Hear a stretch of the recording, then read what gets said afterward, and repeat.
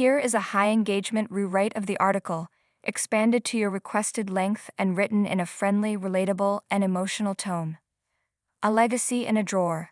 The World War II mystery that left the Antiques Roadshow expert utterly baffled. We've all dreamed of it, right? That moment you're rummaging through an old box in the attic or clearing out a dusty drawer, and your fingers brush against something different, something heavy, something that feels like it has a story. For most of us, it ends up being an old alarm clock or a broken toy, but for one couple on a repeat episode of the BBC's Antiques Roadshow, that dream became a fascinating, tangible reality. They brought along an item that wasn't just old, it was a heavy, metallic mystery that had slept in darkness for over 3 decades, holding tight to the secrets of a man who served in the Second World War. When they placed the object on the table, it was clear this was no ordinary find.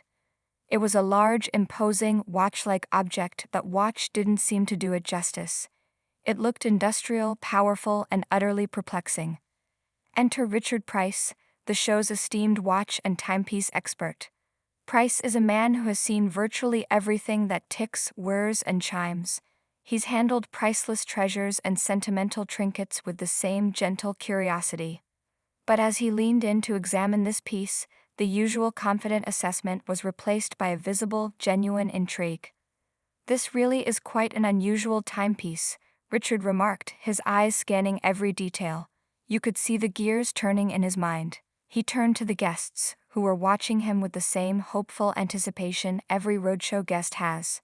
But Price's first question wasn't about the object, it was about the man. He gestured to a black and white photograph of a young man in uniform. Who was he? The man who was a General Dog's body. This right here is where an object stops being an antique and starts being a legacy. The couple explained that the man in the photo was a relative. He wasn't a high-ranking general or a famous figure. In their own affectionate words, he was a General Dog's body basically. That simple, humble phrase paints a more vivid picture than any official title could. He was one of the millions of ordinary men who did the extraordinary. He was the jack of all trades that the military relies on. The man who fixes what's broken, ferries what's needed, and stands where he's told. His service took him through the war in France, and as far as Singapore, placing him at the very center of the world's greatest conflict. We came across it sadly when he passed away 34 years ago, the guests shared. It's been basically in a drawer ever since. Think about that. For 34 years, this incredible piece of history, this object that had almost certainly seen action in France or the humidity of Singapore, that had ticked alongside the heart of a young soldier, was just sitting silently in a drawer, a forgotten witness. Richard Price nodded, his expression softening with understanding. "I'm not surprised, really," he confessed in a relatable human moment, "because it's not the sort of thing you could ever wear, is it?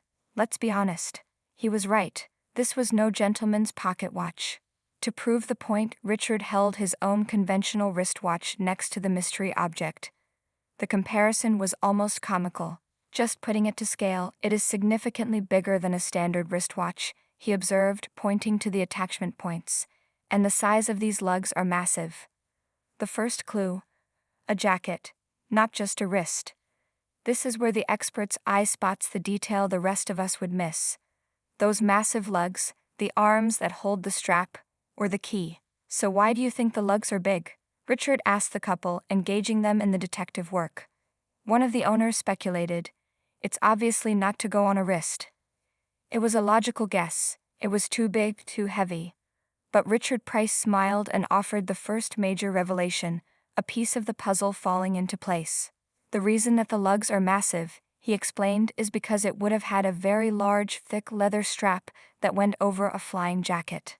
Suddenly, the object's history snapped into focus. This wasn't for a wrist. It was for the outside of a thick, sheepskin-lined flight jacket. This timepiece belonged in the cold, unpressurized cockpit of a World War II aircraft, thousands of feet in the air. The General Dog's body wasn't just on the ground, he was likely in the sky. This single object was his lifeline, a tool as critical as his goggles or his oxygen mask. It was built to be massive so a pilot or navigator could read it at a glance, in vibration in the dark, with his life on the line. You could feel the shift in the air, The object was no longer just a curio. It was a piece of high-stakes military hardware, a direct link to the bravery of the dog's body.